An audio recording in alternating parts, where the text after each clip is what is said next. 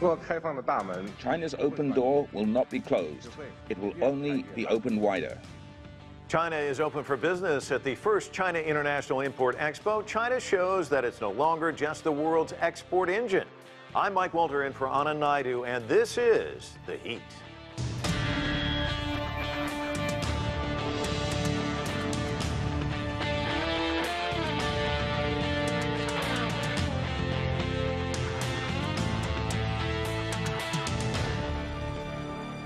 China rose to become an economic superpower on the might of its manufacturing. Now, as the country takes a turn towards innovation, it's declaring itself open to a wider consumer market for imports, calling it a win-win strategy for development.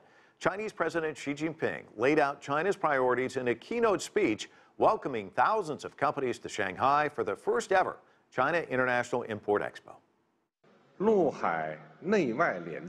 China will unswervingly pursue the win-win strategy of opening up, implement policies of high-standard liberalization and facilitation of trade and investment, and move toward nationwide opening up that coordinates the coastal and inland areas and connects the eastern and western regions. China will remain a strong advocate of openness at the global level and will continue to act as a stable engine of global growth, a big market with enormous opportunities, and an active supporter of global governance reform. Here now to discuss China's continued opening up, Chen Chenchen is in Beijing. She's Deputy Director of Macroeconomics at Renmin University. From San Francisco, Rui Ma is a Chinese investor and contributor and advisor to pandaily.com. With us here at the set, Zekarias Amsalu.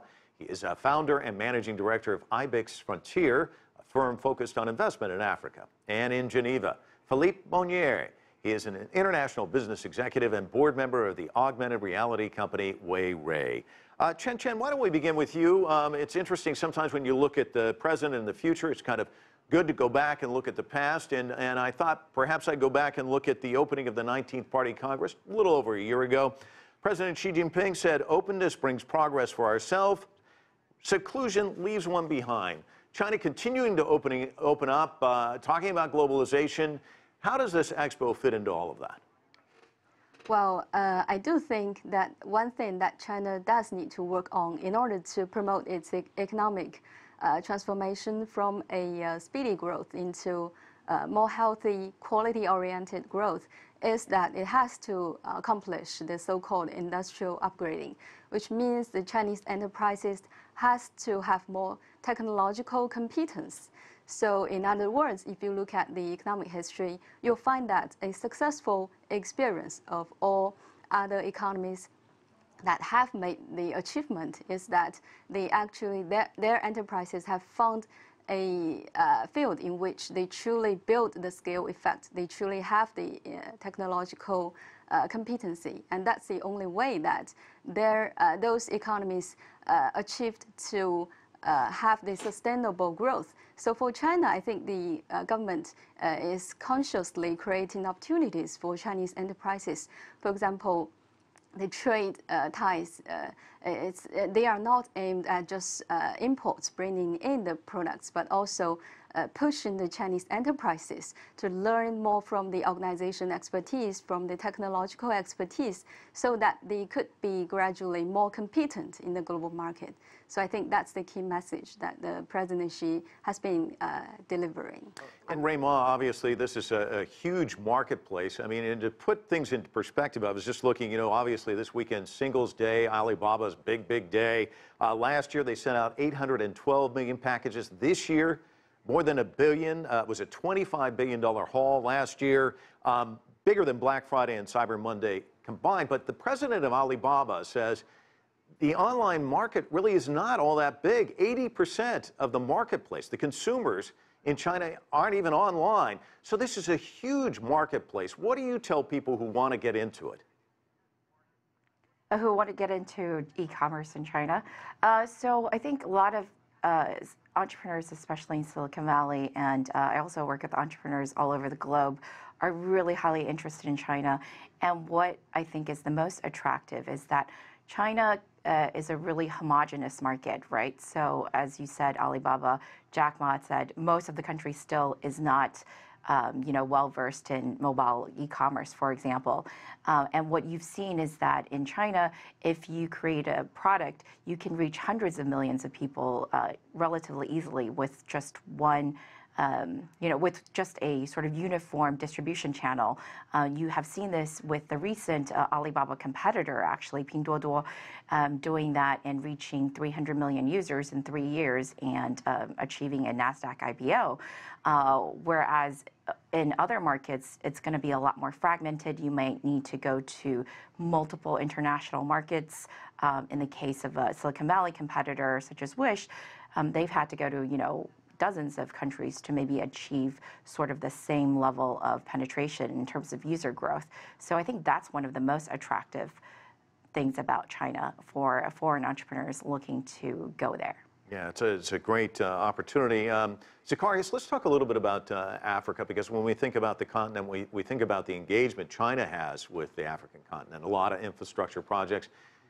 We know that there are a lot of companies and countries present in Shanghai. Talk to me about the opportunities for people on the African continent to do business with China. Yes, indeed. If we look into the trade interaction between China and Africa, it has been increasingly expanding over the last year, a few years. If you look at the 7 months of 2018, almost 116 billion trade interaction between Africa and China, equally split between China and Africa import and export.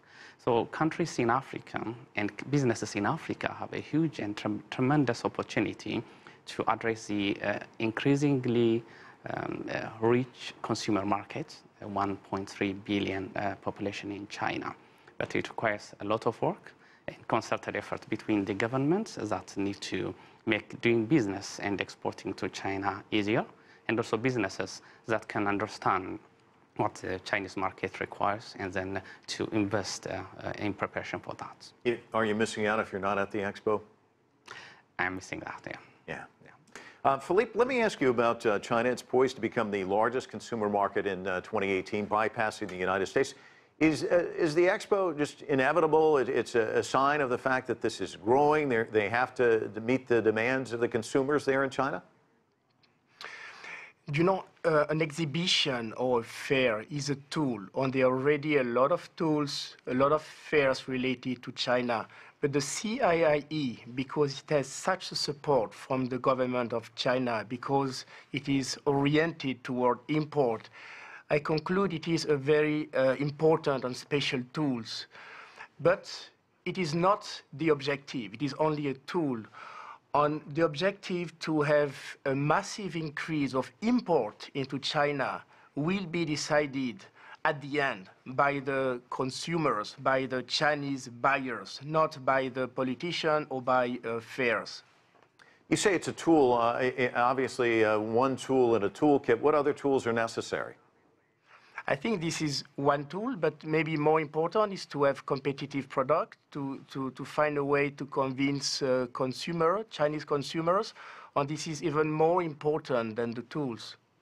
All right, Chen Chenchen, China's economic growth, of course, slowing down, obviously still the envy of so many other economies around the world. And yet, I imagine exports have to be a big feature of this because you can fall into the middle income trap. How do you avoid that? Well, I do think if you look at other, especially the Latin American economies' lessons in this so-called middle income trap, you can see that one direct cause is people's losing confidence in social equality, especially in terms of the expanding wealth gap. So I do think that if you look at the Import Expo, you will find that it is specifically aimed at providing more diversified, effective, efficient, and cheaper choices for Chinese consumers at home. So together with Chinese government's decisions that the tariffs for the imports would be lowered on a regular basis. So I would say that together this is aimed at providing more choices and stronger sense of accomplishment, stronger sense of gaining and benefiting from the involvement into the global participation. Rui Ma, yeah, you're there in the Silicon Valley. Of course, it's a hub of innovation, and that seems to be the watchword in China. We've heard Premier Li Keqiang talk a lot about it, President Xi Jinping talking about innovation. As China continues to make its shift away from manufacturing, what are some of the things that you would like to see moving forward for China in that regard? Oh, I think China's done a pretty good job already. Actually, in Silicon Valley, the word has become more and more that, you know, more and more people are actually going to China to look for, especially in terms of mobile internet, some of the innovations that are coming out of there are actually lessons for Silicon Valley companies. I think what is going to be necessary for China to move to the next step, though, is that the government's already working on this, but in sort of emerging technologies such as AI, blockchain, especially healthcare and biotech, the government has already put forth word that they want more and more Chinese entrepreneurs to be focused on these sectors.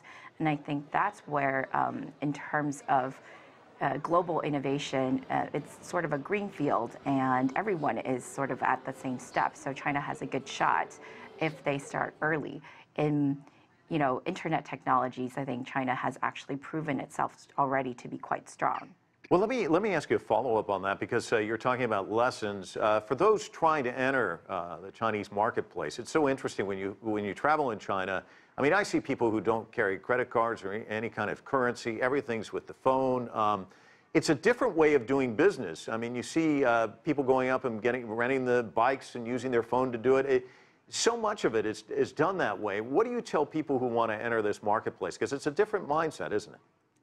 Yeah, well, it's a different mindset, but that's really, I wouldn't call it mindset, it's really different user habits that are because of the really different infrastructure that's been built. So, you know, Chinese internet is relatively speaking closed off from the rest of the world. I mean, you see lots of headlines about there's sort of two internets, and because China is so big and massive, it's able to sustain these, you know, very large companies such as Alibaba we talked about earlier, and they've just built different, you know, infrastructures, so users are used to using things differently. If you want to enter China, you have to build around that infrastructure. You can't assume that people are going to be, you know, using payments or getting their social media or, you know, that anything basically works the same way.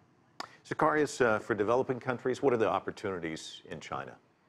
The opportunities are tremendous. You have 30 billion in goods and 30 trillion in goods and 10 trillion in service forecasted for the next 15 years. The African countries and businesses within Africa has this huge opportunity addressing that market need from China, but it requires a lot of work from the governments and also businesses. You have a market need, and China is open to import, given a lot of incentive to African businesses and countries as well. But it's not only about the availability, but also capacity, logistics, value chain, and also competitiveness of those African countries and businesses to address and take advantage of this opportunity. Looking out into the most imported goods into China, they're not necessarily natural resources, while the most imported goods from China, from Africa, are natural resources. But globally, China has been importing electrical machinery, optical and medical machineries, vehicles, and copper and steel. So those countries in Africa and companies that know their competitive advantage and scale up their industrialization and work on the logistics, the value chain, and the international competitiveness have a huge opportunity addressing this market need in China and being globally competitive in being successful in the Chinese markets. And the infrastructure projects have kind of laid the groundwork for that, because I've talked to some people who say, you know, if you're out in the countryside, getting your products to the market, so difficult. But now with the high-speed rail, some of these other, the highway projects, that in a sense is kind of laying the groundwork for more exports, correct? Yes, correctly. Taking the example of Ethiopia, for example, taking goods from central Ethiopia to the port, it used to take anything between 3 to 6 days.